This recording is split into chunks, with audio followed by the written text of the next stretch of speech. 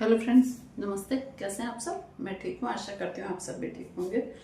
और अभी दोपहर का वक्त है और मेरा खाना बन चुका है और मेरे हस्बैंड ने मतलब भोजन ग्रहण कर भी लिया, खाना खा लिया। आज मैंने बनाया था खाने में क्या, दाल और करेले की सब्जी। देखिए, और क्या बनाया दिखाती हूँ मैं आपको। ये क्या है, खरबूजे का पन्ना। जो खरबूजा लाई थी ना मैं, वो धारी धारी वाला, उसको मैंने ऐसे छोटे छोटे टुकड़ों में काट लिया और इसके ऊपर ना चीनी भी मतलब चीनी डाल दी, और बस यही है। और खीरा। सलाद में हम लोगों को ना वो टमाटर प्याज नहीं खाते हम दोनों ही, क्योंकि टमाटर तो खट्टा होता है, उससे एसिड बनता है, और प्याज से डॉक्टर बोलते हैं गैस्ट्रिक होती है, गैस प्रॉब्लम होती है, इसलिए प्याज भी हम लोग अवॉइड करते हैं। हालांकि कभी कभी मेरे हस्बैंड कहते हैं कि प्याज में तो बहुत अच्छी मात्रा में फॉलिक एसिड पाया जाता है, तो प्याज खाने चाहिए। बाकी उसमें सब्जी में खा लेते हैं हम लोग, लेकिन अभी कच्चा खाने को मना किया हुआ है डॉक्टर ने, इसलिए। और आजकल क्या पता कैसे सांस भर जाती है, दिखाऊंगी डॉक्टर को। वैसे ठीक है, चलो। क्योंकि ना छोटी छोटी सी बातों के लिए जाना भी नहीं चाहिए डॉक्टर के पास, कोई ऐसे ही ठीक है। और फ्रेंड्स, अभी है ना, क्या बोलते हैं, ये जो मैं आपको कथा सुनाती हूँ ना, आज जो हमारी पार्टी थी वो कैंसिल हो गई, क्योंकि जो दो फ्रेंड्स लोग जो ऑर्गेनाइज कर रही थी पार्टी, वो दोनों ही किसी काम से बाहर गई हुई हैं। तो उन्होंने कहा कि अब तो मेरे जाने का दिन आ गया, 14 तारीख को जाऊंगी मंगलवार को, तो फिर बोले तुम आ जाओ वहाँ से, 7-8 दिन में तो आ जाऊंगी, फिर उसके बाद कर लेंगे, कोई वो बड़ी बात नहीं, मैं भी ठीक है तब कर लेंगे, लास्ट उसमें मंथ के लास्ट वीक में। ठीक है, जैसे क्योंकि बोला तुम नहीं रहोगे ना तो फिर वीडियो कौन बनाए। मान ली ये भी सही है, चलो ठीक है, कोई बात नहीं। और तो ऐसे ही फ्रेंड्स, और जो मैं ये कथा सुनाती हूँ, कथा तो क्या है, आजकल इसमें व्हाट्सएप वगैरह में कई बार ऐसे वो आता है, मैसेज आता है कि रावण बहुत अच्छा आदमी था, मतलब बहुत अच्छा था, उसने इतना मतलब चरित्र से वो था कि उसने बिना अनुमति के, बिना सीता की अनुमति के उसने सीता को हाथ भी नहीं लगाया, और उससे दुर्व्यवहार नहीं किया। कहने का मतलब, तो वो ऐसी बात नहीं थी कि उसने हाथ नहीं लगाया, उसको श्राप मिला हुआ था कि यदि वो किसी स्त्री के मतलब बिना अनुमति के किसी स्त्री को हाथ भी लगा देगा, या फिर तो उसका ना सिर के 2 टुकड़े या फिर उसके शरीर के 100 टुकड़े हो जाएंगे, इस टाइप से कुछ श्राप मिला हुआ था, इसलिए उसने नहीं लगाया हाथ, है ना। मतलब कुछ दुर्व्यवहार नहीं किया सीता जी के साथ। और इसको लेके एक कथा मैंने पढ़ी क्या, मेरे हस्बैंड ने भी सुनाई ये वाली कथा। तो उन्होंने बताया कि एक वो था, ये इसके रावण के भाई का नाम था कुबेर। कुबेर के बेटे का नाम था नल कुबेर। तो नल कुबेर की जो पत्नी थी, उनकी पत्नी थी रंभा।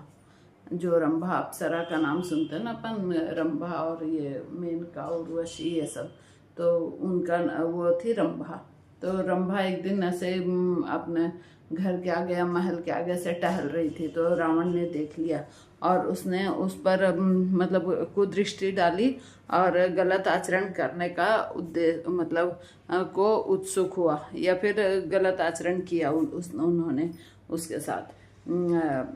तो वो बहुत मतलब वो होने लग गई, मतलब उनका, तो आप समझ गए होंगे। तो फिर ये जो था नल कुबेर फिर आए, तो रंभा ने रोककर अपनी आप बीते सुनाई कि रावण ने क्या क्या किया। तो फिर वो उन्होंने बोला कि रावण को उन्होंने श्राप दिया कि किसने, नल कुबेर ने। उन्होंने श्राप दिया कि तुम यदि किसी मतलब आप बोलने का तो वही नहीं है, क्योंकि उन्होंने काम इतना घृणित किया था। तो बोले तुम यदि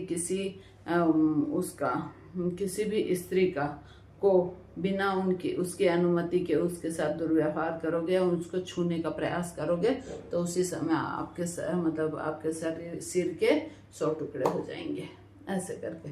तो ये एक वजह थी कि जिससे उन्होंने मतलब रावण ने सीता माता को पवित्र रखा। और भी इससे संबंधित और भी कथाएं आती फ्रेंड्स। उसमें एक कथा में ऐसा था कि जो एक कुशध्वज नाम के एक महर्षि थे, वो पहाड़ों पर वो तपस्या करते थे, वो और उनकी पत्नी, और उनके एक बेटी थी, उस बेटी का नाम था वेदवती। तो वेदवती बहुत ही अपूर्व सुंदरी थी।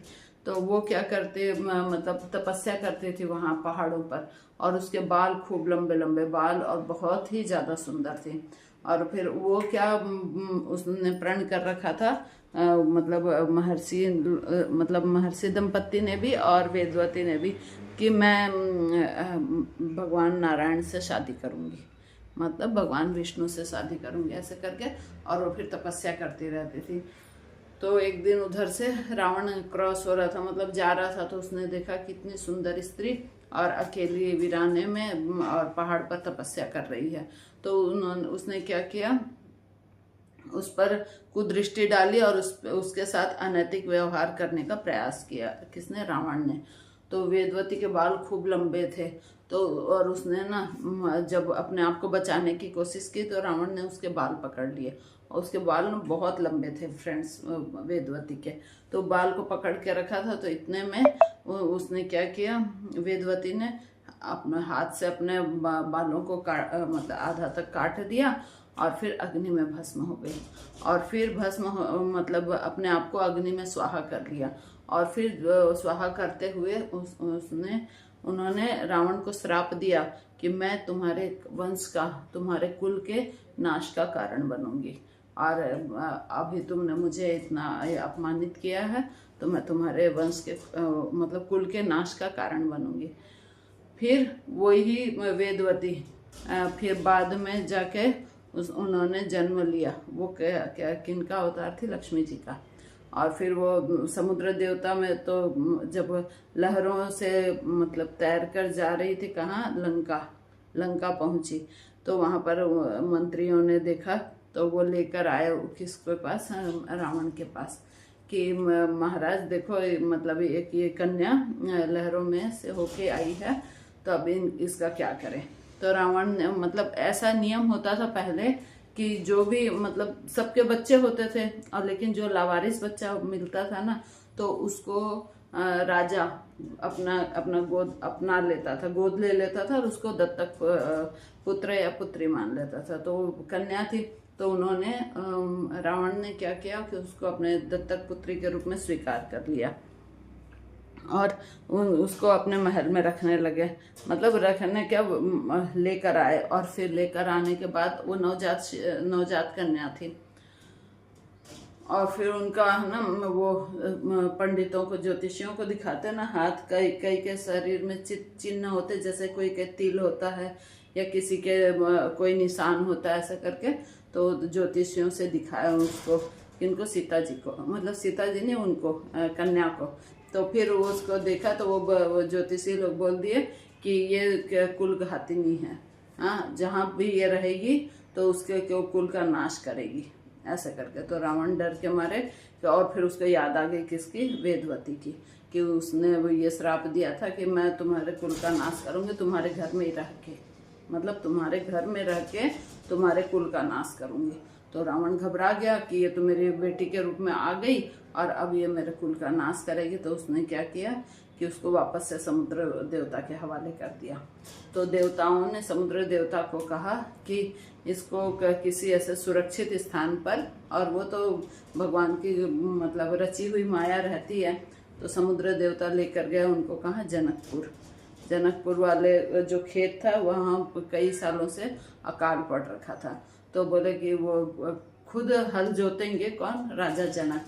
तो मतलब कि बारिश होने की संभावना है। तो जैसे ही हल जोतने लगे, तो सीता माता धरती से निकली, ठीक है।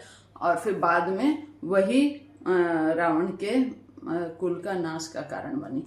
ये तो आप सब जानते हैं। और आजकल ये भी बहुत का चर्चा में है फ्रेंड्स, कि व्हाट्सएप मैसेज और इन सब के द्वारा, कि मतलब जैसे बच्चों की शादियां करते हैं, तो अपन लोग वो गुण मिलाते हैं ना, तो कि भाई गुण पूरे मिलने चाहिए। चलो ये सब ठीक है, अच्छा गुण मिलाना चाहिए, और गुण मिल जाने के बाद ही शादी करनी चाहिए, और ऐसा करके जो भी है ठीक है।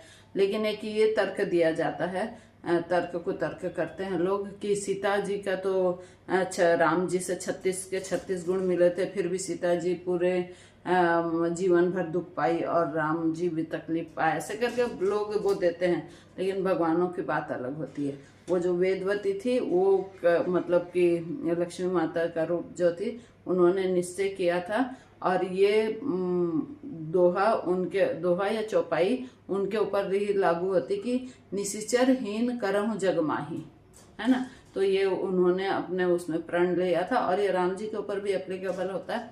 तो उनके कारण से मतलब उनकी शादी राम जी से हुई कि भाई उन्होंने अपने मतलब पिछले जन्म में ये प्रण लिया था कि मैं तुम्हारे कुल का नाश करूंगी। और फिर उनके मतलब राम जी से शादी होना तो उनके तो 36 गुण तो मिलने ही थे, क्योंकि वो लोग नारायण लक्ष्मी के अवतार थे, एक भी गुण तो कम हो ही नहीं सकता था उनकी जोड़ी में। तो इसलिए 36 गुण मिले उनके। और फिर वो गई मतलब उनको जो वनवास मिला, दुख तकलीफ जो मिली, वो सब प्रारब्धवश था, होनेवश। जैसे कि होनी कैकेयी के साथ घटित हुई। देवता लोगों ने तो बनाया था ये सिस्टम, ये चाल चली थी कि सरस्वती माता कैकेयी के जी ब्याह के बैठ गई और उन्होंने फिर उनके द्वारा राम जी को वनवास दिया। बुरी तो कहलाई कैकेयी और देवताओं का स्वार्थ सिद्ध हुआ, वरना राम जी कैसे जाते। तो सब चीज जो भी होता है तो वो प्रारब्धवश होता है और नियति का जो लेख होता है उसको कोई नहीं मिटा सकता है। तो ऐसे ही फ्रेंड्स, तो जो भी चीज होती है वो भगवान की कृपा से और मर्जी से और हमारे प्रारब्ध में जो लिखा होता है तो वही होता है। ठीक है फ्रेंड्स, मिलते हैं नेक्स्ट वीडियो में और मिलते हैं नेक्स्ट वीडियो में। Bye, take care.